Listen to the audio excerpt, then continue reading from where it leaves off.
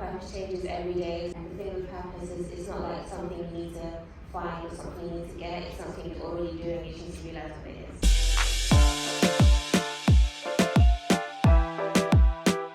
Hello, today is a different type of vlog. It's not going to be like a floor vlog. It's not going to be a full vlog day because I'm actually on my way to uni, not for lessons, but I'm going to be speaking to some year twos about one of the assignments that I did in year two. So literally yesterday my teacher just asked if anyone wants to go and speak to the year twos about the work that they did in year two. So yeah, I volunteered. I mean, like, I've done quite a few presentations, so I'm just going to put my tripod up on the side and share it with you guys. Enjoy.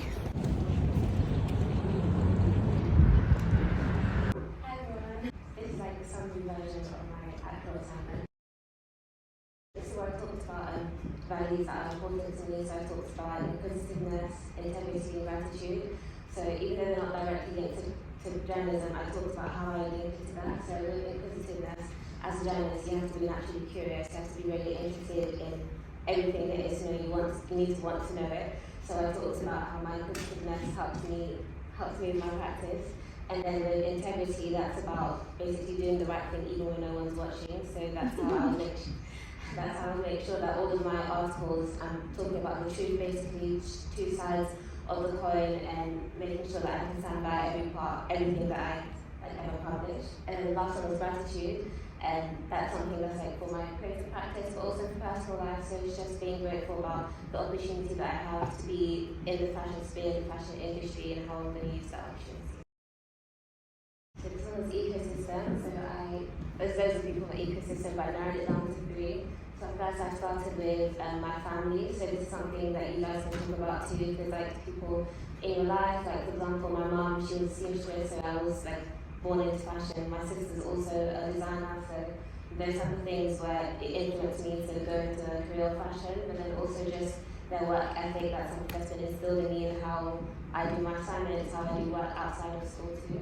Second one was a brand that I really like identify with, so it's kind of connected. And I had the opportunity to actually interview like one of my assignments, to do a profile feature on her, and I mentioned her because of how she uses her brand to really make clothes that will make women feel really confident. So that's her using her platform to help others. And finally, this is a bit of a random one, but I don't think I was watched the bold type. That was like the only reference I had about fashion journalism before I came into uni, because I couldn't really find much out there, but that taught me like how to find articles, how to write articles, but also how to like write about things that you might not be like the most comfortable with, but if you know it's something that people need or people need to like talk about, then you use your position in that way. In year 2 we had Emily. She was with us to do like assistant on the course, and she shared her story about how she did like 10 internships during her time at uni, and how she was really focused and determined. It was really inspiring for me because she's now working. Like she was moved to Dubai to work as a Time Out magazine, which I think is like really cool. And it's just, I introduced her because it's inspiring to see someone who went through the whole process that I went through and is now on the other side and doing exactly what she wanted to do. And then I mentioned on the bottom how I didn't talk about any other journalists in here, just because even though I know many journalists, they're not exactly what has made me choose this path. It's not people that have, it's not like people that have like influenced me directly. It's more like a person to do journalism.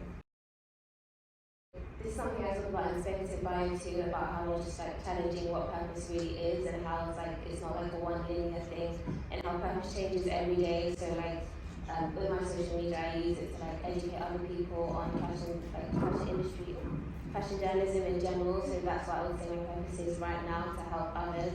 And the thing with purpose is it's not like something you need to find or something you need to get. It's something you're already doing. You just need to realize what it is.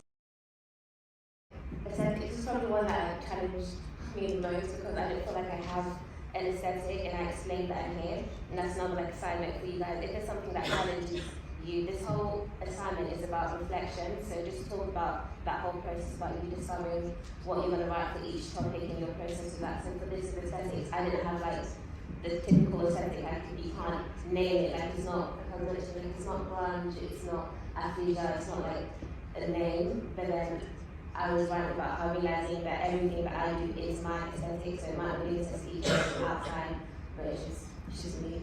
And then I talk about my professional like journalism style aesthetic, and I raised it back to everything the role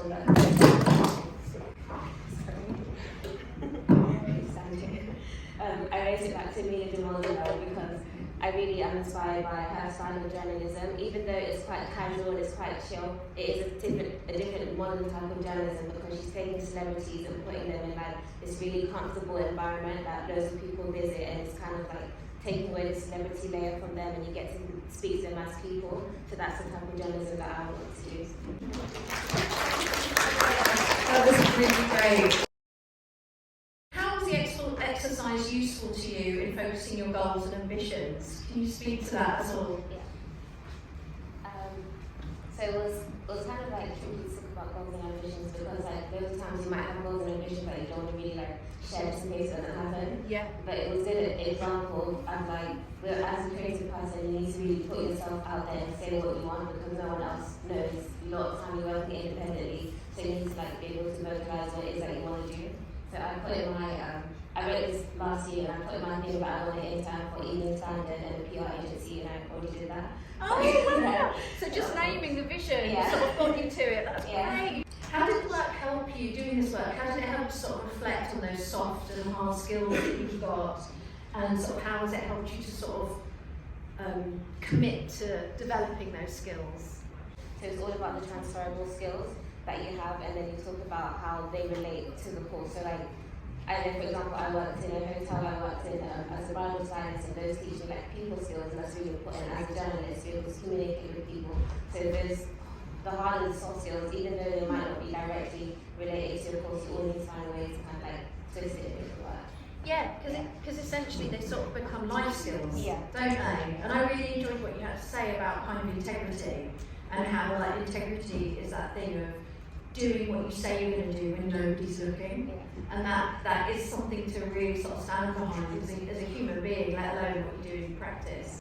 One last question I think, which is, do you have any advice for students? Did you do a work placement? Yeah. Did you? Any advice to the students around this piece of work and how it might set you up for work placement or for beyond?